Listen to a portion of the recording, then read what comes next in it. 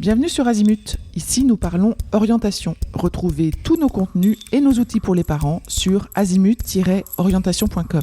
Bonne écoute. Bonjour Lucas. Bonjour. Merci Lucas de nous consacrer du temps et de bien vouloir partager votre expérience avec les parents qui vont écouter cet épisode de podcast. L'idée, c'est de recueillir ce que vous avez vécu depuis le lycée et maintenant pour les études de médecine et de voir quelles sont, selon vous, les clés de réussite de votre parcours. Je propose qu'on commence par les années lycée. Quel genre de lycéen étiez-vous ? Je dirais que j'avais des facilités. Je dirais pas non plus par contre que je travaillais vraiment beaucoup en rentrant de chez moi. Je dirais que voilà, je travaillais quand il y avait des évaluations, tout ça, mais plus la veille pour le lendemain ou aller quand c'était vraiment des évaluations plus compliquées à s'y prendre un peu à l'avance. Mais vraiment, enfin, je veux dire, c'était plus que je travaillais. Je suivais en cours, mais je travaillais pas énormément chez moi. Et puis par contre, j'avais quand même des bonnes notes. Donc j'avais ces facilités-là, mais voilà. Vous aviez quel spé ? J'avais maths, physique, SVT et en terminale, j'ai gardé maths et physique. D'accord. C'est des spés que vous recommanderiez pour médecine ? Ouais, surtout la physique, en tout cas dans la faculté où je suis à Poitiers, c'est vraiment important de garder physique, chimie. Ouais. Médecine, c'est un projet que vous aviez depuis longtemps ? En fait, au début, c'était plutôt par élimination. C'est-à-dire que les profs, ils parlent beaucoup d'orientation, tout ça, quand on arrive même déjà en seconde ou même en troisième, hein, quand il faut choisir lycée général ou techno, de ça. Par élimination, moi, dans ma tête, c'était commerce, ingé, médecine. Enfin, je voyais en gros ces grosses branches-là. Je me voyais pas faire du commerce, mais alors pas du tout. J'hésitais un peu entre ingénieur et puis médecine. Mais rapidement, je voulais me tourner vers la santé parce que c'est quelque chose qui me plaisait, quoi. Mais au début, c'était plutôt de faire de la kinésithérapie. Je voulais vraiment faire kiné.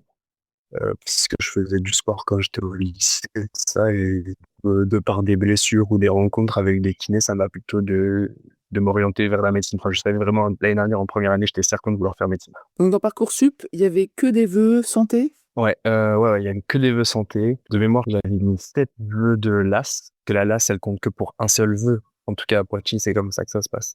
Donc, j'avais mis 7 vœux de LAS à Poitiers. J'avais fait un vœu de passe à Bordeaux aussi. Un vœu de d'IFSI, où j'avais demandé toutes les IFSI possibles dans la région. J'avais demandé une licence un peu secours, quoi, au cas où j'avais rien pour une licence, voilà. J'avais fait de la biologie cellulaire, je crois, quelque chose comme ça. Et comment s'est passé Parcoursup au niveau des admissions ? En gros, j'avais fait pendant tout le lycée, j'avais tout fait pour avoir le meilleur dossier possible. Et j'avais justement pas fait de salon, de tout ça. J'avais pas vraiment compris la différence entre la passe et la LAS. Et pour moi, en fait, la passe, c'était beaucoup mieux que la LAS. Dans ma tête, c'était comme ça. Parce que c'était un parcours spécifique. Et donc, pour moi, je voulais aller à Bordeaux. Parce qu'à Poitiers, il n'y a pas la passe, il y a que la LAS. Et à Bordeaux, par contre, il y a ce choix-là.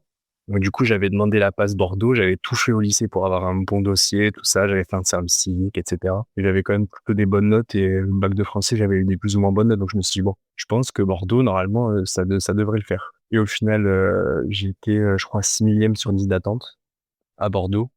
Donc, ouais, j'étais vraiment déçu. Et après, donc, du coup, par contre, j'ai été pris dans tous mes vœux là, Poitiers, y compris entre guillemets, bonnes licences, parce que on sait qu'il y a des licences qui sont plus faciles d'accès ensuite pour la deuxième année ou pas. Par contre, j'étais pris directement sans liste d'attente sur tous mes autres. Donc vous en choisissez un, vous vous retrouvez à la rentrée de septembre, peut-être un peu avant, ça y est, c'est les études de médecine. Si on se parle aujourd'hui, c'est que vous êtes passé en deuxième année, donc vous avez réussi cette Ouais. fameuse première année. Quels sont selon vous les critères de réussite qui vous ont aidé à être en deuxième année aujourd'hui ? Je dirais que c'est beaucoup, beaucoup de travail en première année. J'avais dit que j'avais des facilités au lycée de ça et je pense que on me l'a toujours dit, hein, c'est pas moi qui trouve que j'ai des facilités et tout, c'est voilà, les professeurs ils m'ont toujours dit jamais je dirais comme ça, j'aurais la prétention de dire ça. Mais même si on a des facilités ou pas, je pense que tout le monde peut y arriver en première année, mais c'est vraiment le travail, le travail, le travail. Vraiment, c'est surtout ça. Il n'y a pas de recette miracle en fait. Alors le travail, c'est quoi ? Parce que c'est déjà, quand on dit le travail, c'est quoi ? C'est une question d'horaire ? C'était quoi votre plage horaire de travail ? En fait, c'est pas tellement une question d'horaire. Et ça, l'année dernière, justement, je m'avais pas trop compris. Là, je commence un peu à le comprendre que c'est pas vraiment une question d'horaire. C'est plus, voilà, une question de, pendant que je travaille, je suis vraiment efficace. Et je pense vraiment qu'à ça, quitte à travailler moins que faire je sais pas moi, des 8 heures, 20 heures. Mais l'année dernière, je l'avais pas compris. Donc, l'année dernière, je travaillais, au début de l'année, je commençais plutôt à travailler vers 8 heures. Et puis, je finissais à travailler vers 20 heures. Et après, voilà, je préférais d'ailleurs bosser chez moi, travailler chez moi. Donc je faisais ça, puis je faisais une petite pause d'1 heure à chaque fois pour manger maximum. Et puis au fil du temps de l'année, quand les partiels ils se rapprochaient, tout ça, j'ai avancé mon heure de réveil parce que je trouvais que je bossais mieux le matin. Donc au début, j'ai avancé à 7h30, 7h jusqu'à 6h. Après quand même, j'ai privilégié un peu le sommeil. Mais voilà, ça faisait des grosses plages horaires. Et au final, en y repensant, je pense que si j'avais plutôt réduit et par contre été un peu plus efficace et plus concentré à certains moments, voilà, c'est que je veux pas faire peur en disant il faut bosser 12 heures par jour. C'est pas vrai. Où est-ce que vous travaillez? Uniquement chez moi l'année dernière. Et là, par contre, cette année, ça a changé. Je travaille toujours à la BU. Est-ce que vous avez eu recours à une prépa l'année dernière? Oui, j'en avais une. J'étais à Poitiers, du coup, la prépa, elle s'appelait l'IP Santé. J'avais fait la préparation annuelle et j'avais fait aussi 2 semaines de pré-rentrée à la prépa et j'avais aussi le tutorat. Donc, j'allais quelques fois au tutorat. Et par contre, après, en cours d'année, je me suis rapidement concentré que sur la prépa parce que je trouvais que c'était plus simple pour moi de me concentrer déjà que sur une seule chose. Et la prépa, ça me correspondait plus que le tutorat. Du coup, j'ai plus priorisé ça et le tutorat, en gros, j'y allais juste quand il y avait des examens blancs, tout ça, pour essayer de confronter mon niveau avec celui de tous les autres étudiants. Qu'est-ce que ça vous apportait d'être avec la prépa? Moi, ça m'apportait un peu de rigueur. C'est-à-dire que du coup, quand je voyais que la prépa, en tout cas dans la prépa où j'étais, ils faisaient des examens tous les samedis matins quasiment. Du coup, je faisais en sorte d'avoir travaillé tous les cours qui tombaient à l'examen du samedi, un peu en amont, voire même de bien les travailler pour avoir, parce qu'on a un classement, tout ça. Donc, je voulais quand même avoir un bon classement et tout ça, c'était un peu, voilà. Ça m'a permis d'avoir un peu cet esprit de compétition. Ça m'a apporté ça et puis aussi de prendre de l'avance sur les cours. L'année, ça a changé parce que le tutorat de ma fac, ils ont mis tous les cours en avance, c'est-à-dire que tous les étudiants, ils récupèrent les cours en avance. L'année dernière, c'était pas le cas. Donc, moi, les personnes qui avaient une prépa avaient tous les cours en avant. Voilà. La prépa, elle vous fournissait des cours ou des digestes de cours? Ouais, c'est ça, ouais. En gros, on avait tous les cours des années précédentes. Déjà, du coup, en amont, bah, là, du coup, ce qui a changé avec le tutorat, en tout cas, cette année. Donc, la prépa, elle faisait ça.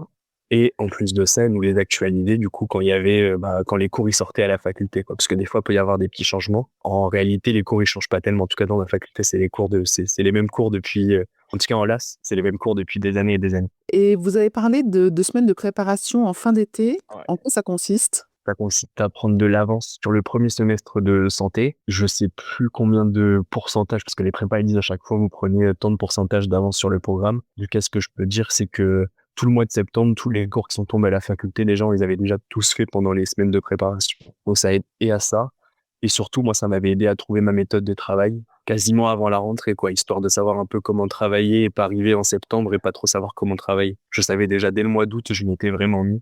Comment sont passés vos différents examens en cours d'année en première année? Mes examens de médecine ou vous comptez aussi la prépa? Bah, je sais pas, les deux. Les 2. Donc déjà, bah, moi, du coup, c'était une LAS, donc j'avais et mes examens de licence et ma licence, c'était du contrôle continu. Donc j'avais ça à gérer, en fait, plutôt à l'année, quoi. Je veux dire, toutes les semaines, il y avait quand même des examens. Alors non, c'était pas vraiment toutes les semaines, mais c'était année toutes les 6 semaines.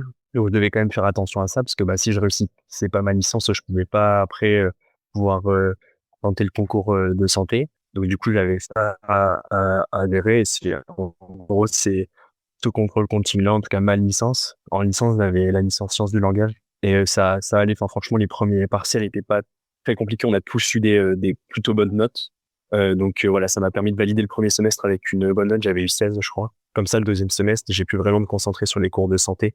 Et voilà, parce que ça se compense en fait entre les 2 semestres. Donc c'est un peu le truc de si on a une bonne note le premier, le second, on peut un peu se reposer au niveau de la licence.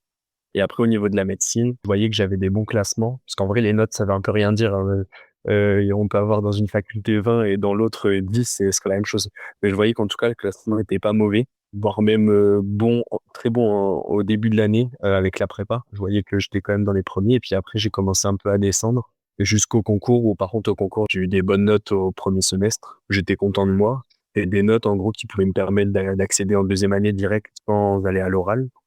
Et donc, du coup, bah, au second semestre, j'ai tout fait pour continuer sur ce rythme-là et essayer de pas aller à l'oral parce que l'oral, c'est quelque chose qui me faisait très peur. Dans ma faculté, la forme de l'oral changeait un petit peu. Ça me faisait un peu peur de passer cet oral et voilà, je voyais un peu un côté aléatoire à l'oral. Alors, ce qui n'est pas vraiment vrai, mais voilà, je me disais, puisque j'ai eu des bonnes notes, je vais essayer de tout donner pour passer directement et au final, du coup, je suis passé, voilà. direct.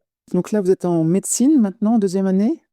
Ouais, médecine, du coup, ouais, j'ai pas fait le choix de faire kiné. L'année dernière, voilà, j'ai choisi de faire que médecine et de faire qu'un seul vœu, médecine. Voilà. Vous vous destinez à quoi? Du coup, bah, toujours par contre dans le domaine du sport, je veux faire médecine.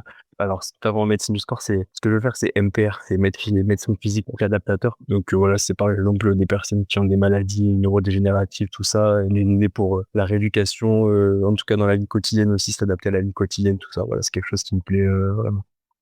Super intéressant. Est-ce que vous auriez un conseil à donner aux parents qui nous écoutent? Je dirais que le plus important, en tout cas moi, mes parents m'ont beaucoup accompagné et m'ont pas mis la pression. Ils m'ont dit: «Tu y arrives, tant mieux, tu y arrives pas, tant pis». Et par contre, quand j'avais besoin, ils venaient me voir. La faculté, elle est à Poitiers. Moi, je suis de La Rochelle, donc mes parents, ils faisaient l'aller-retour de temps en temps pour faire mes courses. Ça, c'était vraiment pas mal. Je récupérais mes courses au drive et c'était ma mère qui faisait les courses au drive. Voilà, ils essayaient de m'aider au maximum, quoi, dans ma gestion du temps et de me faire perdre le moins de temps possible. Pareil, comme tu passais, ils faisaient un petit coup de ménage et tout, comme ça, j'avais pas à le faire. Donc, voilà, mais en tout cas, je me suis vraiment senti accompagné et pas tout seul. En vrai, c'est le plus important, quoi.